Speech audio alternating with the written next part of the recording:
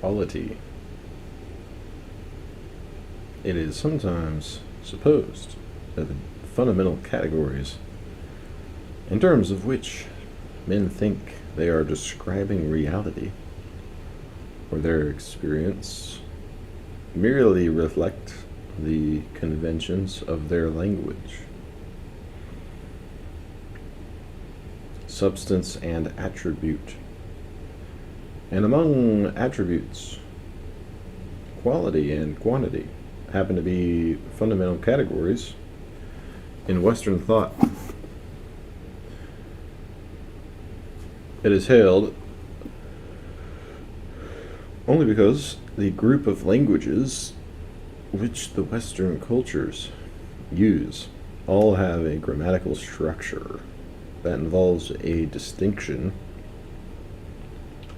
between noun and adjective, and between different kinds of adjectives. It is said, for example, that Aristotle's enumeration of the categories is merely a verbal classification based on Greek grammar.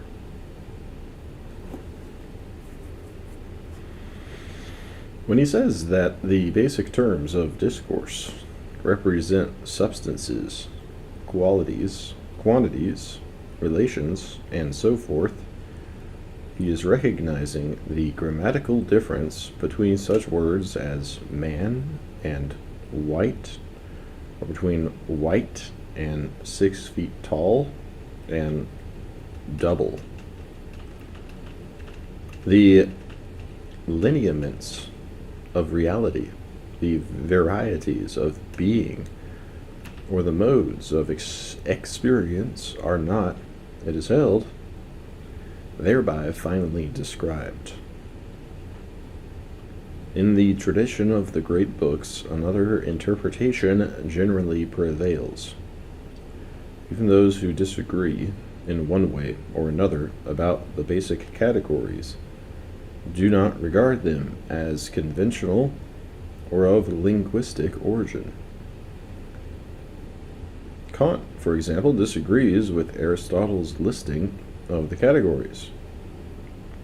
He makes substance a mode of relation rather than coordinate with quality, quantity, and relation. He calls his categories transcendental, to indicate that they are not drawn from experience, and that as a priori forms of thought, they determine the structure of all possible experience. Aristotle, on the other hand, draws his categories from experience. He thinks that they represent fundamental modes of being, and that they are therefore the basic concepts in terms of which thought apprehends reality. Despite all these differences, Kant and Aristotle agree that the categories signify real, not verbal, distinctions. Their agreement on this point seems to be shared even by those like Hume, who question our ability to know whether substances exist, or those like Berkeley, who question the validity of the distinction between quality and quantity. In one sense, no one questions the existence of qualities, as they do the existence of substances, the enduring things, material or otherwise, in which qualities are supposed to inhere. Everyone somehow acknowledges the hot and cold, the light and the dark, the moist and the dry, the hard and the soft. But such acknowledgement does not preclude a number of basic questions about quality on which much disagreement exists.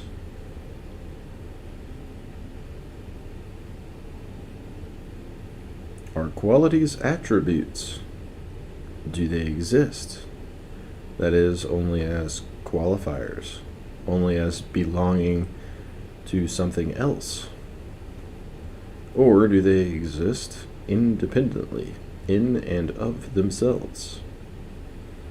If qualities are attributes, do they belong to things quite apart from our experience of them? Or do they belong to things only as experienced and have no separate reality? Do things have in reality certain attributes that cause in us the experience of other traits, which we then attribute to the things themselves?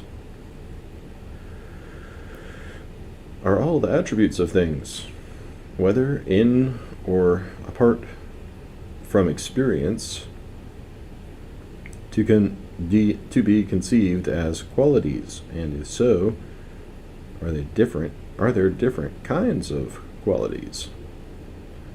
Or is quality only one kind of attribute? And if so, how is quality related to other kinds of attributes? Is quality, for example, distinct from quantity, dependent on quantity, reducible to quantity, affected by quantity? These questions appear to be related in ways which make the issues they raise dependent on one another.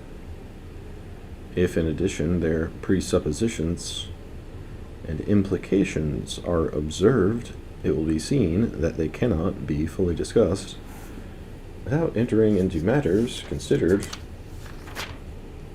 in other chapters, such as the notions of substance and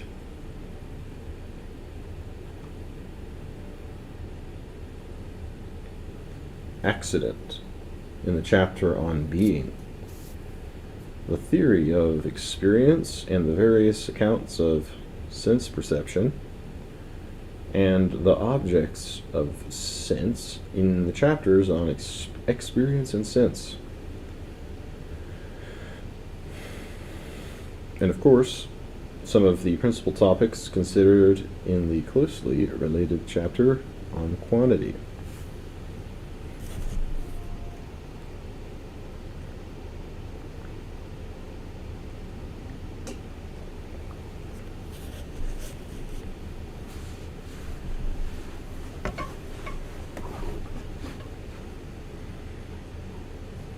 Spinoza distinguishes between substances and mode as that which exists in itself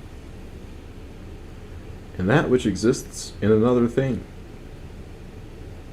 He lays down as an axiom that everything which is either in itself or in another. Whether or not qualities are modes of substance, it seems to be clear that Spinoza would not call them substances. The notion of qualities existing in themselves, and not as the qualities of anything, seems to be self-contradictory. As Descartes points out, to assert the existence of real accidents, by which he means the existence of qualities or quantities apart from substances, is to deny the distinction between substance and accident.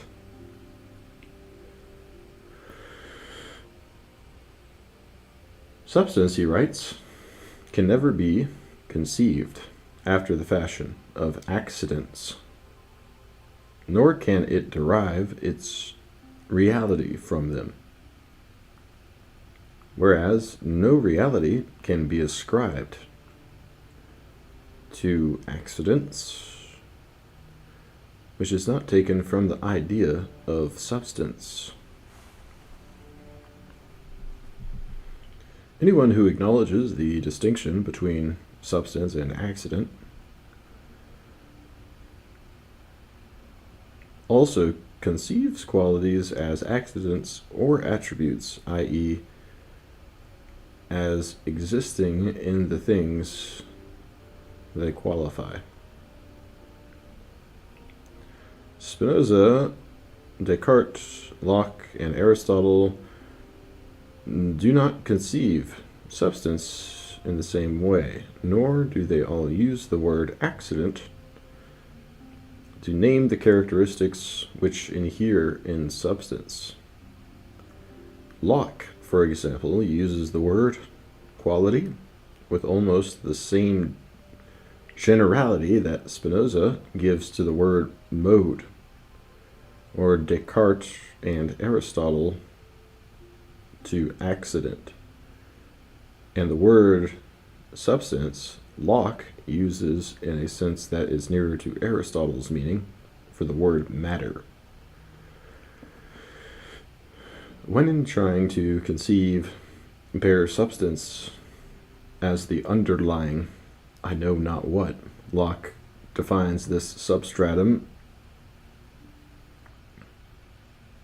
as that which supports qualities. Apart from its qualities, substance has no positive characteristics.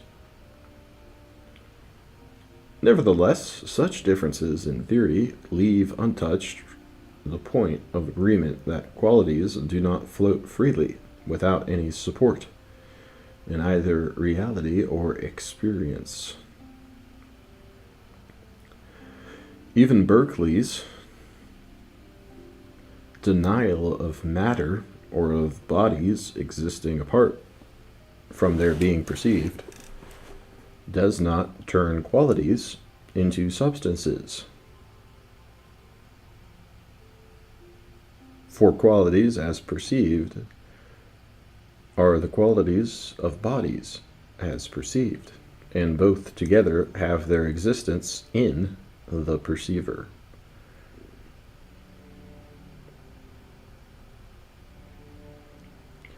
The contrary view that qualities exist in and of themselves does not seem to receive clear or explicit expression in the tradition of the great books. It may be implied in the conception of experience which Hume develops more fully in the treatise on human nature than in the Inquiry. There it seems to be supposed that each element of experience has the same reality as any other, that each stands by itself without any perceptible dependence upon any other, and that it has no existence beyond its momentary appearance. On this view, no enduring substances exist. In addition, it is as appropriate to call the elements of experience qualities as it is to call them anything else. Experience can be described as nothing but qualities and relations, or as qualities related by a succession and contiguity. The notion that experience is a continual flux in which nothing has a continuing identity from moment to moment seems to be basic to any theory which denies substances and affirms the independent reality of qualities.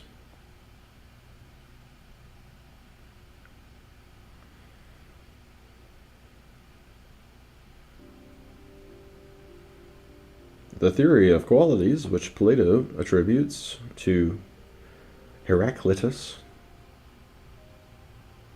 or his followers illustrates this. Their first principle, Socrates tells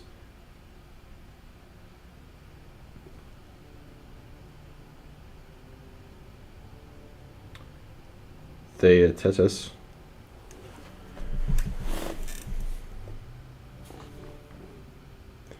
is that all is motion, and upon this all the affections of which we were just now speaking are supposed to depend.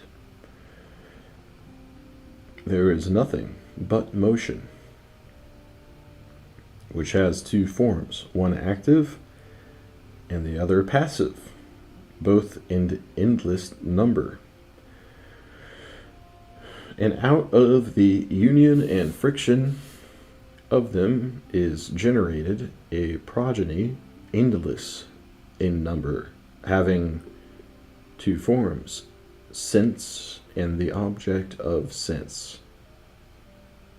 For example, when the eye and the appropriate object meet together and give birth to whiteness, and the sensation co-natural with it, then while the sight is flowing from the eye, whiteness proceeds from the object, which combines in producing the color. This is true of all sensible objects, hard, warm, and the like,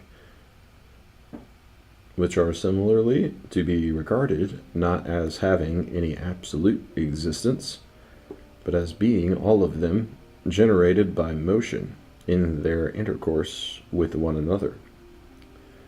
For the agent has no existence until united with the patient, and the patient has no existence until united with the agent. And from all these considerations, Socrates says, there arises a general reflection that there is no self-existent thing, but everything is becoming and in relation.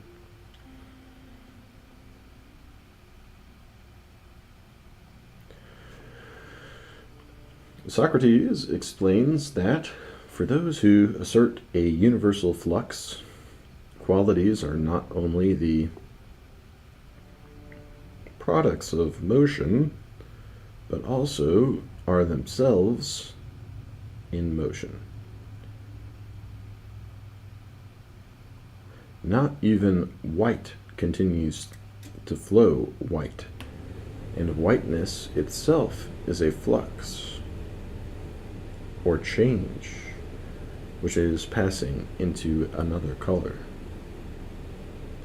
There is no need to refute this doctrine, Socrates thinks, since it refutes itself by its unintelligibility, or worse, its inability to say anything definite,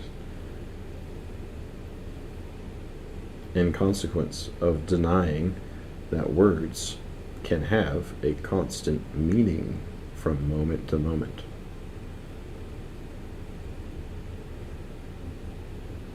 Aristotle concurs in this attitude toward the most extreme view of the professed Heracliteans,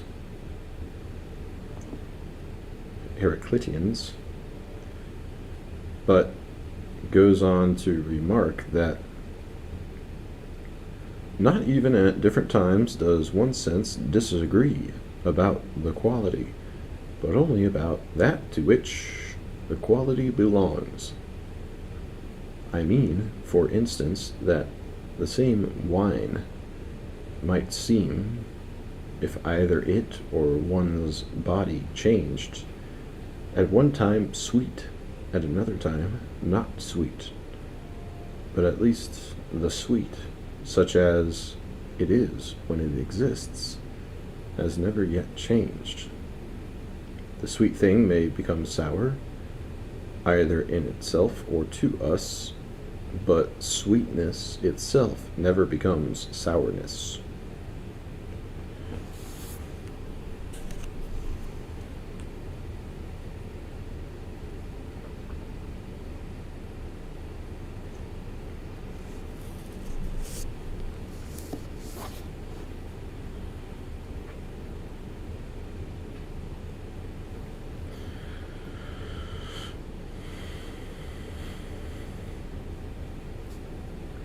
that qualities do not change into one another, whereas substances undergoing alteration change from one quality to another, seems to Aristotle to distinguish quality from substance. The most distinctive mark of substance, he writes, appears to be that, while remaining numerically one and the same, it is capable of having contrary qualities. Thus, one and the same color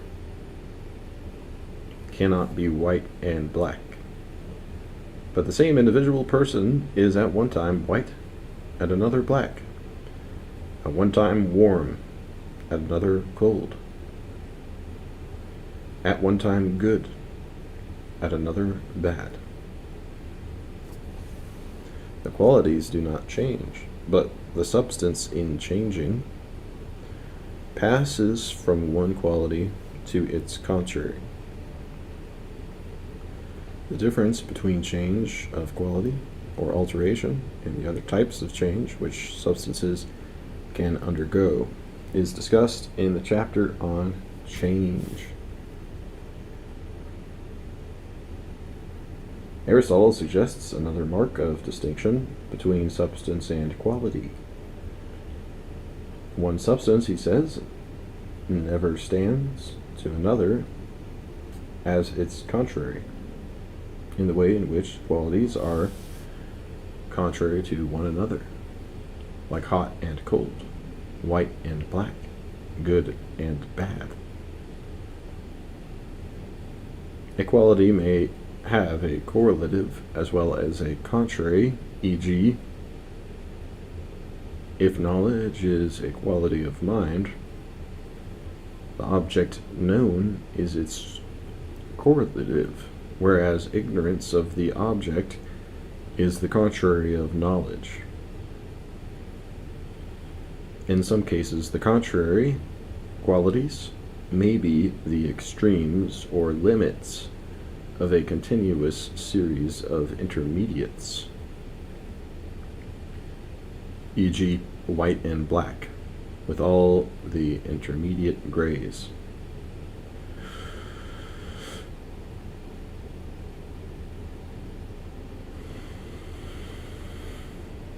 In some cases, as with knowledge and ignorance, the contrary qualities have no intermediates. Contrary and correlation, most frequently exemplified by qualities, are considered in the chapter on opposition. Still, another mark of distinction between substance and quality, according to Aristotle, is that qualities do and substances do not admit of variation in degree. One man cannot be more man than another, he writes, as that which is white may be more or less white than some other white object. The same quality, moreover, is said to subsist in a thing in varying degrees at different times. A white body is said to be whiter at one time than it was before, or a warm body is said to be warmer or less warm than at some other time.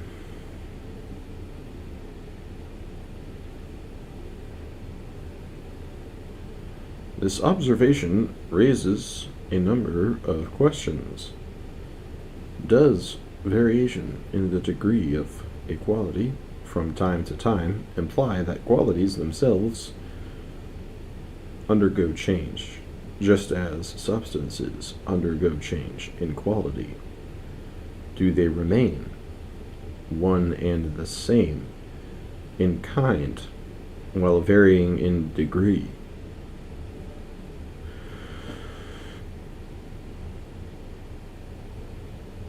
Is this change which qualities undergo as they increase or decrease in intensity a change in quantity?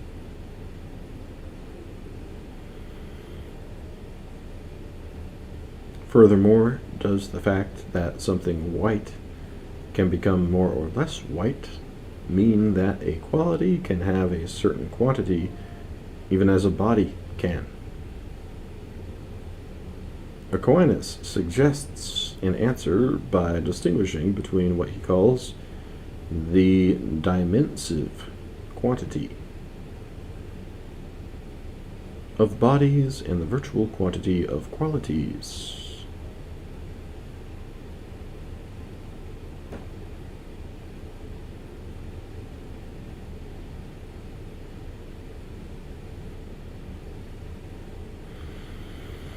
Virtual quantity is the degree or intensity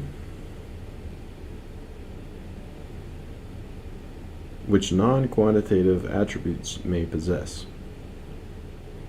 Such personal qualities as virtues and habits, or such corporeal qualities as colors and textures. But this still seems to leave a very difficult question to be answered. How can qualities have the attribute of quantity without becoming substances? On the principle which both Aristotle and Aquinas accept, that accidents exist only in substances, how can one kind of accident, quantity, exists in another quality? The view which William James holds, namely that variation in intensity creates differences in color as much as variation in hue, would solve the problem.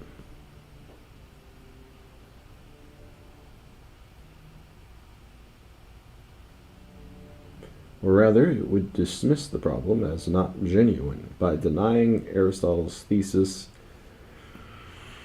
that a color can remain the same while varying in degree.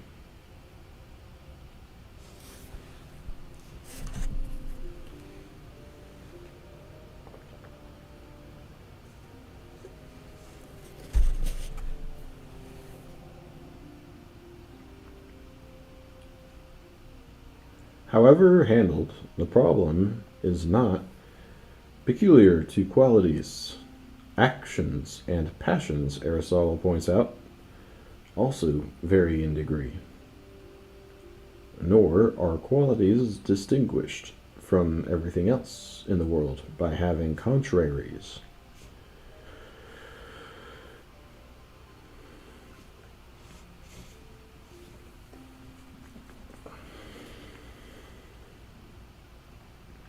Correlatives can also have contraries, as can actions and passions.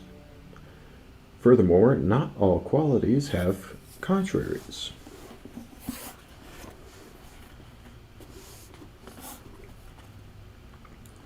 Not all admit of variation in degree. Shape, like triangular or square, which Aristotle regards as a kind of quality, cannot vary in this way. The square thing cannot become more or less square. In view of all this, Aristotle concludes that there is one characteristic alone which differentiates quality not only from substance, but also from everything else. Quality is the basis for saying that things are like or unlike, similar or dissimilar, as quantity is the basis for saying that things are equal or unequal.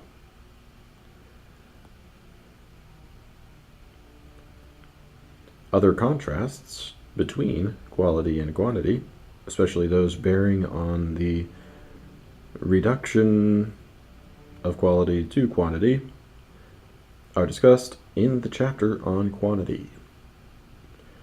Here it may be illuminating to apply the foregoing distinction between quality and quantity to shapes or figures. Shape or figure is a curious mixture of quality and quantity. It is a quantified quality or a qualified quantity, or as Aquinas says, a quality about quantity, since the nature of shape consists in fixing the bounds of magnitude. This seems to be evident in the fact that shapes, like quantities, do not admit of variation in degree, but it may also be seen in the fact that Euclid deals quite separately with problems concerning the equality of triangles and problems concerning their similarity.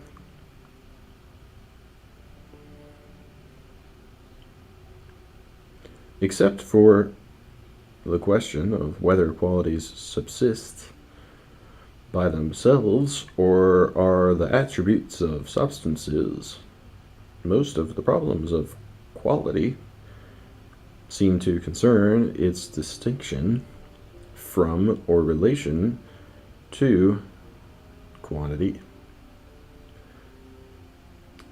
As we have seen, the question of the degree or amount of a quality involves the notion of quantity. Even more explicitly, a problem of how qualities and quantities are related is the question of the order of these two attributes. Can it be said that quantities are the more fundamental attributes of things, and that they somehow precede or underlie qualities? Is it the reverse? Or are qualities prior in certain respects and quantities in other respects?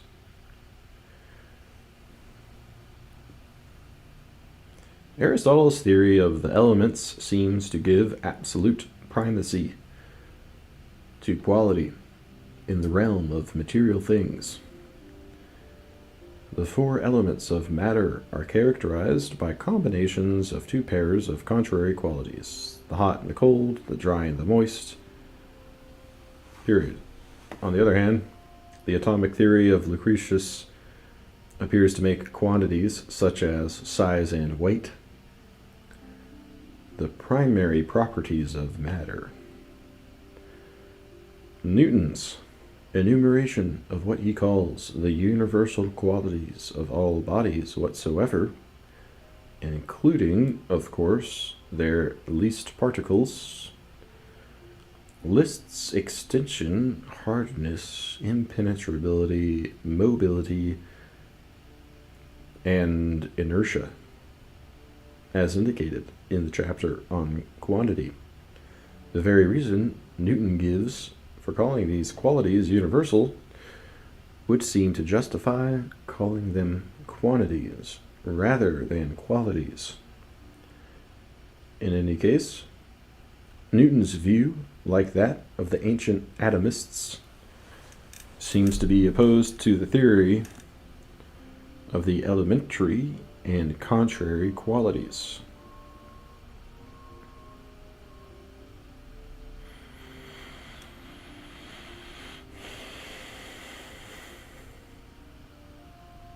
But Aristotle himself also appears to hold a view which makes quantity prior to quality, considering the way in which the quality white is in a body. He says that it is in the body in virtue of the body's extended surface. If surface or extension is interpreted as a physical quantity, then it would seem to follow that this quantity underlies a body's possession of visible and perhaps other qualities. Aquinas, for example, says that quantity is the proximate subject of the qualities that cause alteration, as surface is of color. And again, that quantity is in substance before sensible qualities are.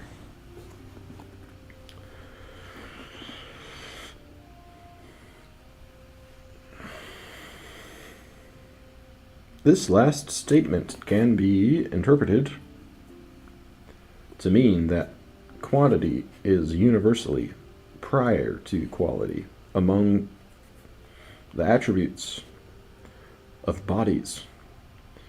Which interpretation is chosen depends in part on whether all qualities are sensible.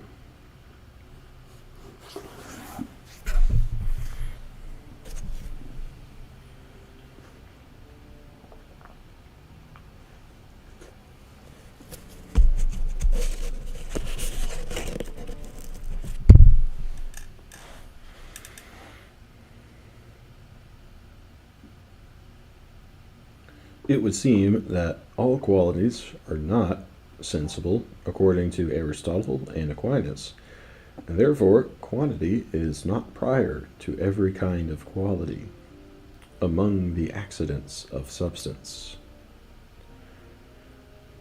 Natural qualities, Aquinas writes,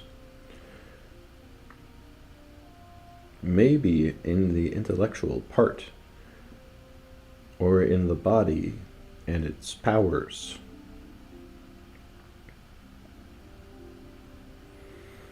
Certainly the qualities inherent in the intellectual part of man's nature are not sensible, nor are the first two of the four species of quality, which both Aristotle and Aquinas enumerate. In their enumeration, human qualities, the habits or dispositions of a man, such as knowledge and virtue or beauty and health, are the first sort. The powers or inborn capacities whereby men and other animals act to develop their natures are a second type of quality, e.g. the power of sensitivity in animals, the power of rationality in men, are qualities proper to these species and are therefore sometimes called properties. This second type of quality does not seem to be restricted to living things. Inanimate bodies also have, among their properties, certain fundamental powers of action or reaction.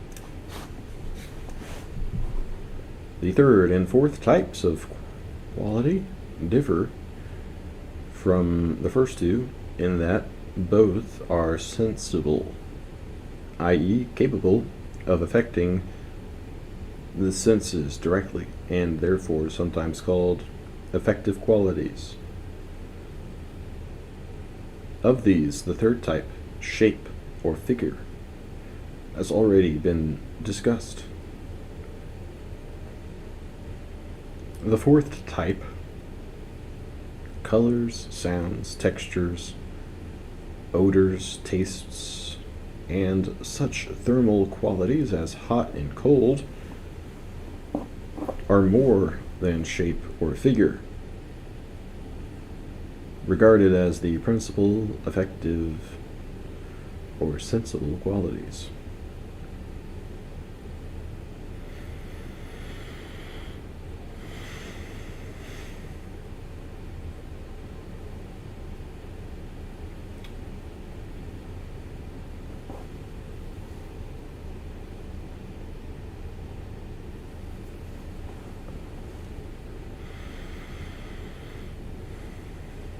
The fact that Aristotle regards certain qualities, such as hot and cold, or hard and soft, as being dispositions or powers, as well as being effective qualities, need not invalidate his fourfold classification. His classification of the same attribute under two distinct species of quality seems to imply that it can be considered from 2 points of view. The elementary qualities, for example, are effective or sensible qualities, but they are also the active qualities or powers. The properties of the elements.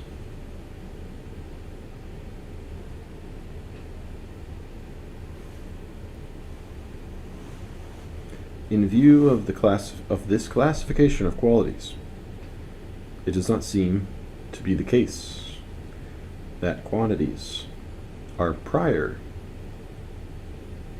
to all the qualitative attributes of substance, on the conception of living things as composite of soul and body. The qualities which are vital powers are usually regarded as properties which the thing has in virtue of having a soul. They are certainly not founded upon the quantitative attributes of the organism's body. The moral and spiritual qualities of men seem to afford another example of qualities either prior to or at least independent of quantities. Even in the case of inanimate bodies, it may be that certain fundamental properties of powers are essentially qualitative rather than quantitative. The proposition that in substances quantities are prior to qualities, or that qualities inhere in substances in virtue of their quantities, may appeal only to sensible qualities, as for example, colors in relation to surfaces.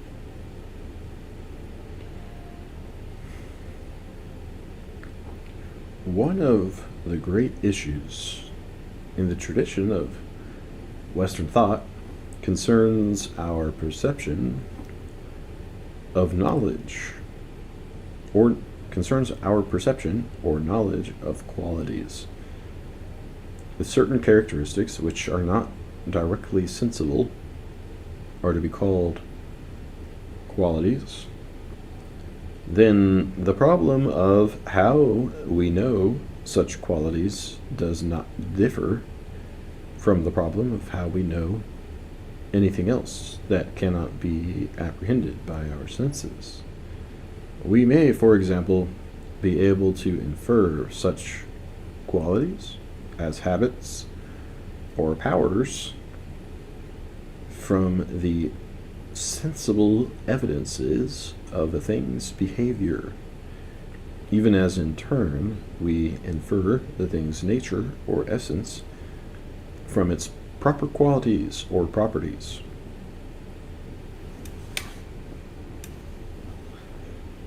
With regard to sensible qualities, the problem does not seem to be how we know them, for the fact that they are sensible means that they are knowable by the senses.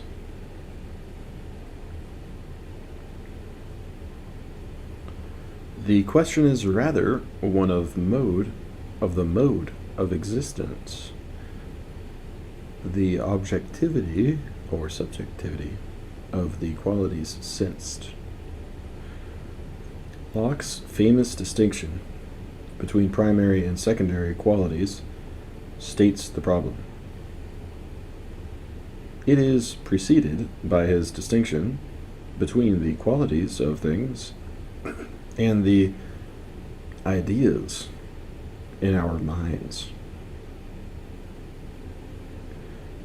A snowball, he writes, has the power to produce in us the idea of white, cold, and round. The powers to produce those ideas in us, as they are in the snowball, I call qualities. And as they are sensations or perceptions in our understandings, I call them ideas. Which ideas, if I speak of them, sometimes as in the things themselves,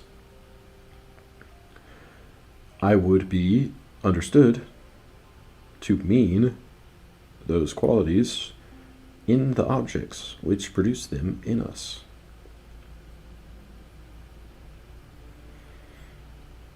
The primary qualities of bodies are those which are utterly inseparable from body, such as sense constantly finds in every particle of matter which has bulk enough to be perceived, and the mind finds inseparable from every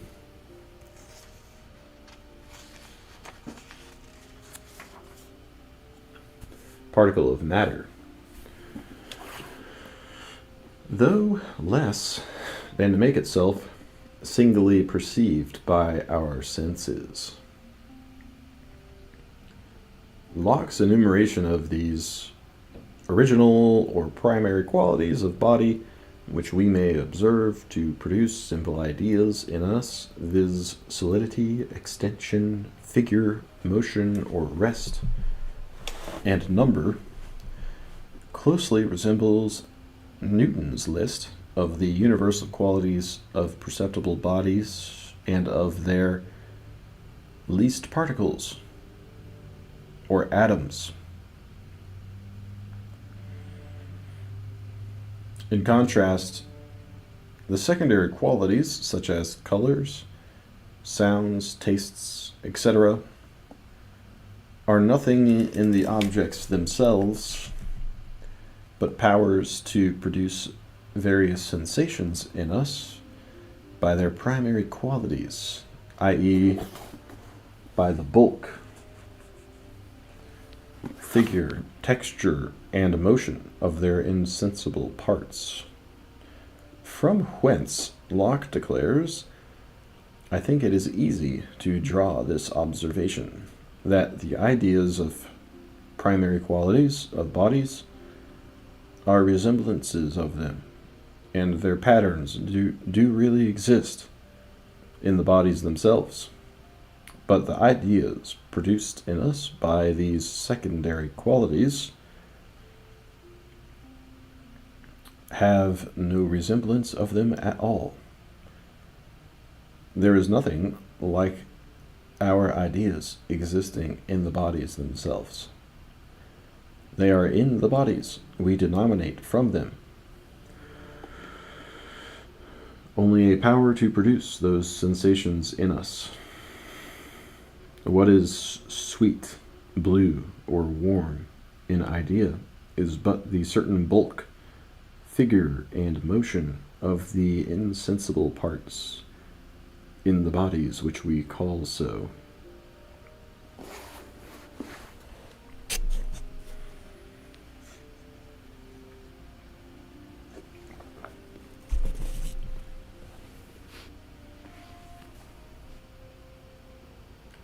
Locke thinks the sensation of pain confirms this insight.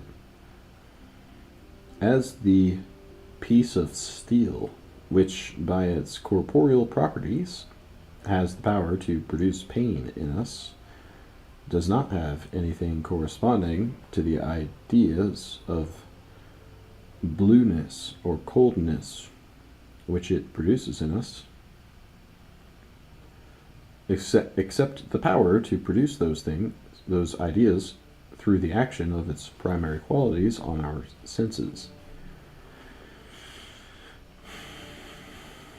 Yet Locke maintains that all our simple ideas of quality, not only of primary but also of secondary qualities, agree with the reality of things.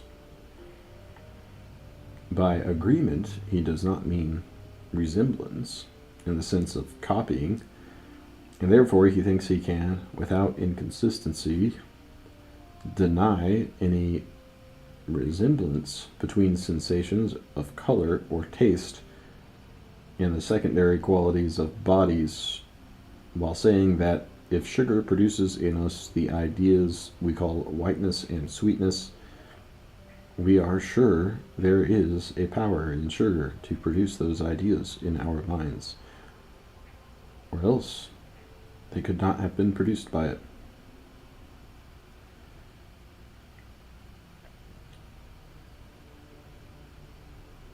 Locke's point, however, is sometimes given exactly the opposite implication. Earlier thinkers who do not speak of primary and secondary qualities attribute to bodies only the characteristics which Locke calls primary, and give what he calls secondary qualities no reality at all, that is, no existence outside the mind. The secondary qualities are not qualities of things, but of sensations or images. Descartes, for example, says that nothing belongs to the nature or essence of body except length, breadth, and depth, admitting of various shapes and various motions. On the other hand, colors, odors, savors, and the rest of such things are merely sensations existing in my thought, and differing no less from bodies than pain differs from the shape and motion of the instrument which inflicts it.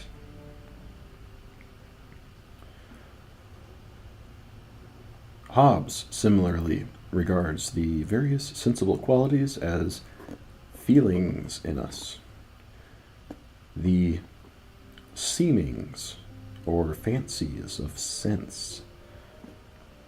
All these qualities, called sensible, are in the object that causes them, nothing but so many several motions of the matter. The object is one thing, the fancy is another. One type of absurd assertion is the opinion of Hobbes, consists in giving the names of the accidents of bodies without us to the accidents of our own bodies, as they do that say, the color is in the body, the sound is in the air, etc.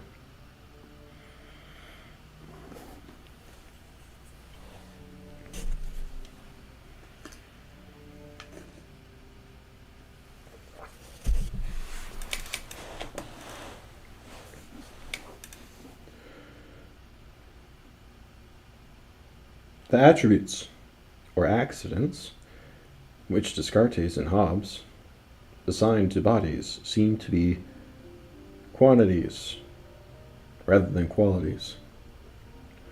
According, whereas Locke attributes both primary and secondary qualities to bodies, Hobbes and Descartes seem to be saying that bodies differ from one another only quantitatively, and that qualities or qualitative differences occur only in the realm of sense or thought. Expounding the atomism of Democritus and Epicurus. Lucretius appears to make precisely this point when he says that the first beginnings, or atoms, are characterized only by size, weight, shape, and motion. The bodies of matter, he writes, have no color at all. They are bereft not only of color, they are also sundered altogether from warmth and cold and fiery heat, and are carried along barren of sound and devoid of taste. These qualities, caused by the blows of the atoms upon the sense organs of animals, are the qualities of sensations, not of things. The criticism of this theory, whether in the formulation of Locke or in that of Descartes, Hobbes, and Lucretius, seems itself to take two forms. Aristotle, for example, criticizes Democritus and the atomists for treating perceptible qualities differently from perceptible quantities. According to his own theory of the objects of sense, some, like colors, sounds, odors, flavors, which Locke calls secondary qualities, and the others simply qualities, are the proper objects of the special senses, such as sight, hearing, smell, taste. In contrast to these proper sensibles, each exclusively perceived by one and only one sense, there are the common sensibles, such as size and shape, number, movement, and rest, which can be perceived commonly by several senses, e.g., shape is visible and tangible, motion is visible and audible. Such sensible attributes of body, which Locke calls primary qualities, Aristotle, no less than Hobbes or Lucretius, regards as quantities, not qualities. Reporting his view, Aquinas writes that the common sensibles are all reducible to quantity. Aristotle's critical point seems to be that the atomists reduce the proper to the common sensibles, as Democritus does with white sand and black. For he asserts that the latter is a mode of the rough, and the former a mode of the smooth, while he reduces savors to the atomic figures. The atomists sometimes make the opposite error of representing all objects of sense as objects of touch, but in either case they have no ground, in Aristotle's opinion, for giving to certain sensible attributes, whether these be tangible qualities or the commonly sensible quantities, an objective reality they deny to other sensible traits, like colors, sounds, and odors.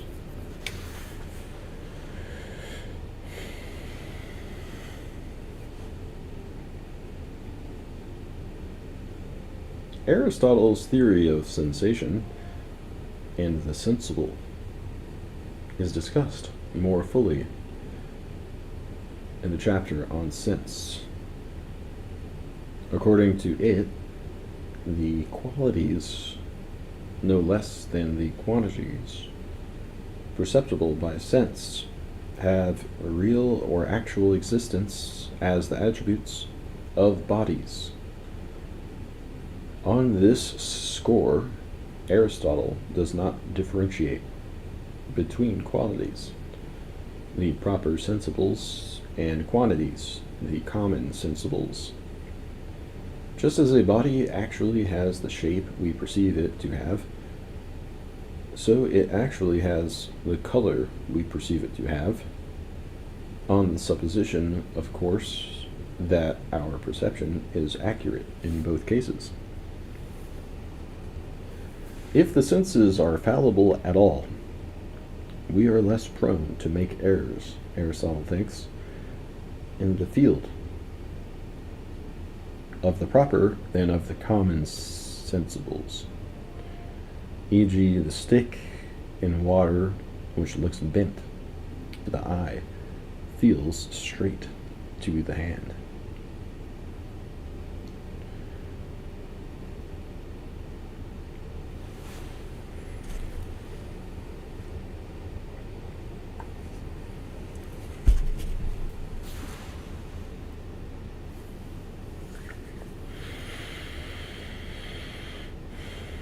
Precisely the opposite direction seems to be taken by Berkeley and Hume, where Aristotle criticizes the atomists for treating quantities or common sensibles as objective and qualities or proper sensibles as subjective. Berkeley criticizes Locke for treating primary and secondary qualities differently, where Aristotle's own theory assigns the same reality to all objects of sense, granting them an actuality apart from perception. Berkeley makes the actuality of the primary as well as the secondary qualities dependent upon their being perceived. Some there are, writes Berkeley, who make a distinction betwixt primary and secondary qualities. By the former, they mean extension, figure, motion, rest, solidity, or impenetrability, and number. By the latter, they denote all other sensible qualities as colors, sounds, tastes, and so forth. The ideas we have of these they acknowledge not to be the resemblances of anything existing without the mind or unperceived, but they will have our ideas of the primary qualities to be patterns or images of things which exist without the mind, in an unthinking substance which they call matter. Berkeley then argues that the so-called primary qualities are incapable of being separated in reality or thought from the secondary qualities,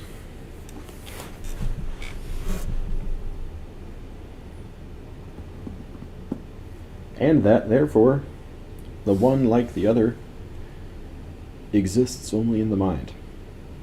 In short, let anyone consider those arguments which are thought manifestly to prove that colors and tastes exist only in the mind, and he shall find they may with equal force be brought to prove the same thing of extension, figure, and emotion.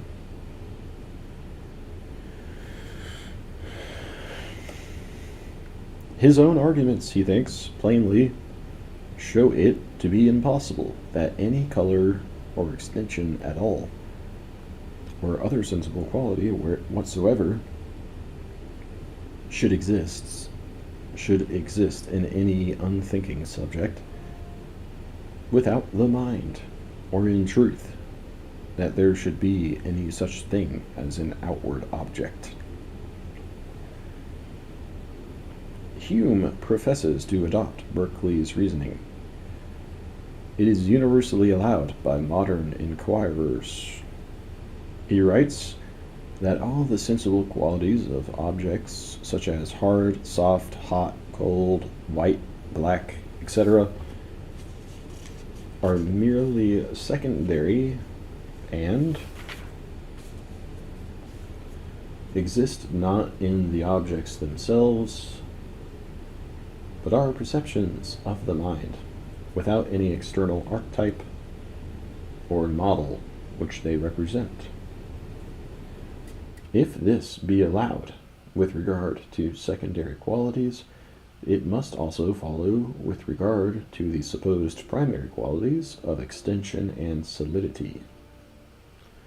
The idea of extension is entirely acquired from the senses of sight and feeling. And if all the qualities perceived by the senses be in the mind, not in the object, the same conclusion must reach the idea of extension. Nothing can save us from this conclusion, but the asserting that the ideas of those primary qualities are attained by abstraction, an opinion which, if we examine it accurately, we shall find to be unintelligible and even absurd. One fundamental point about sensible qualities may, however, remain unaffected by this long and many-sided controversy. No one denies that sensible qualities are the elements of human experience, that they are the original, innate, or a priori properties of our subjective nature. James declares, must be allowed by all schools, however they otherwise differ. This is so on either of the two hypotheses we may make concerning the relation of the feelings to the realities, at whose touch they become alive.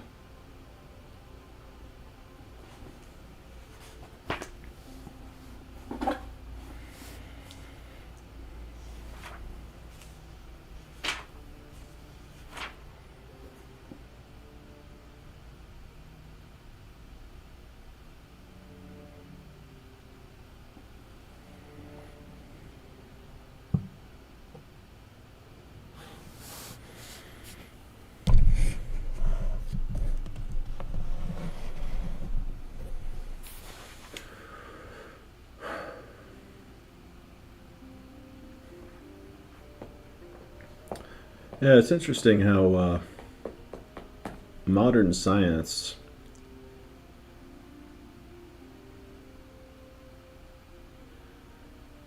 is kind of answering questions that philosophers have been thinking about for thousands of years, arguing about, theorizing about. Apparently, you can actually, with the right technology, perform some crazy experiments that answer some of those questions about substances and ideas like quality. Like what is matter exactly? What is it made of? Can it change? What makes it different from other matter? That's really like what they're thinking about.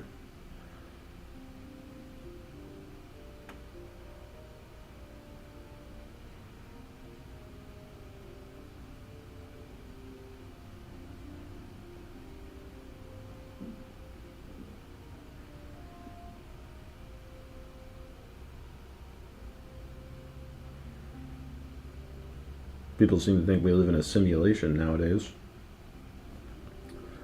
computer simulation.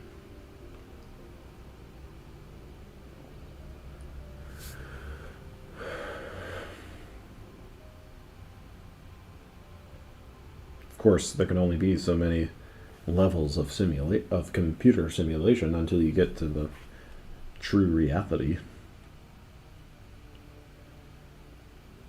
which can't be explained by saying it's in a computer.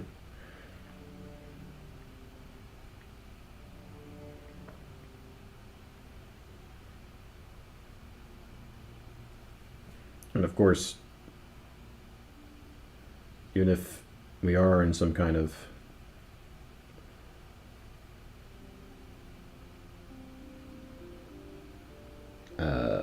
I don't know, simulation,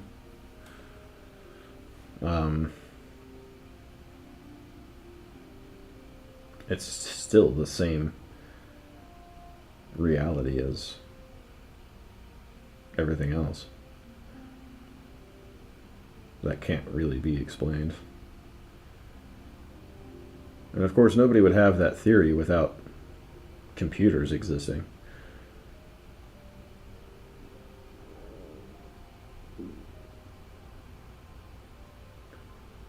Now, that thought kind of keeps occurring to me, that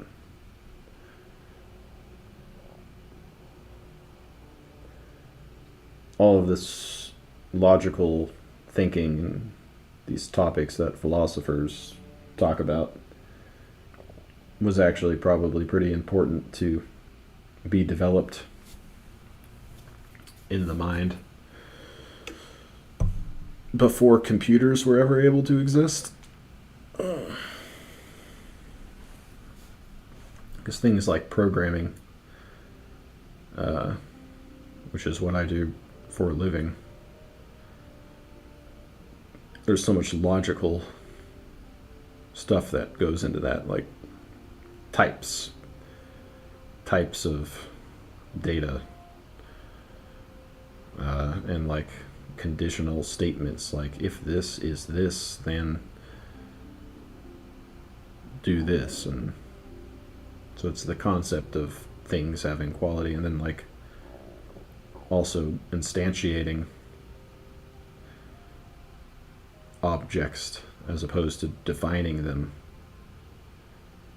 like creates them in the computer, takes up memory to sort of instantiate an object. Those are like ideas that these philosophers were talking about. What makes a thing real as opposed to just having an idea for it.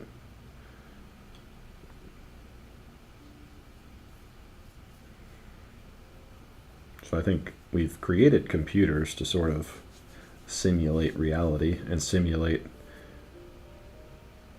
how we think about reality.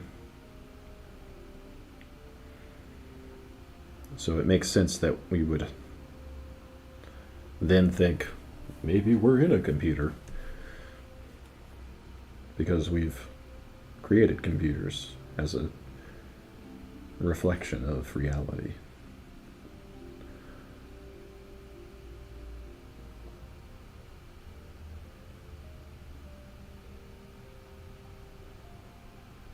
Or as just a tool to simulate reality.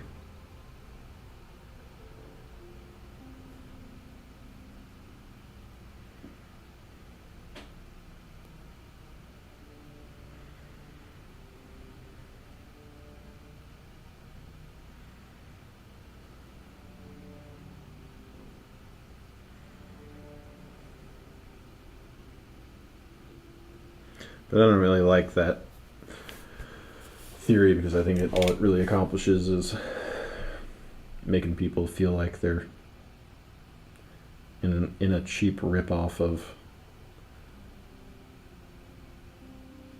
a true reality, or something fake, something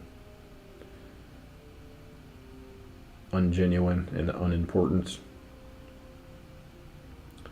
trapped in a prison, a false reality.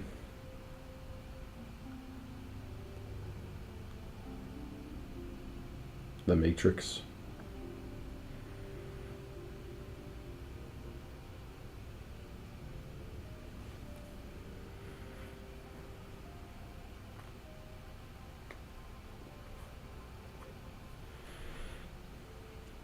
I mean, it's a shame to make people believe that, because it's not true, even if it is partially true.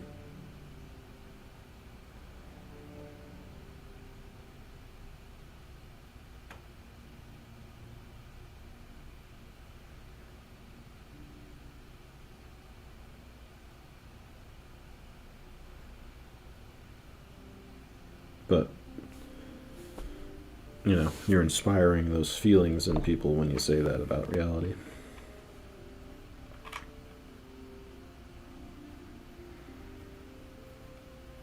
It's like an anti-religious thought or idea.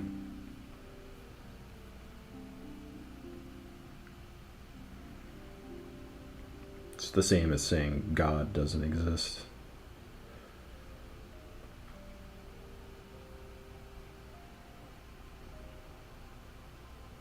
It's blasphemous.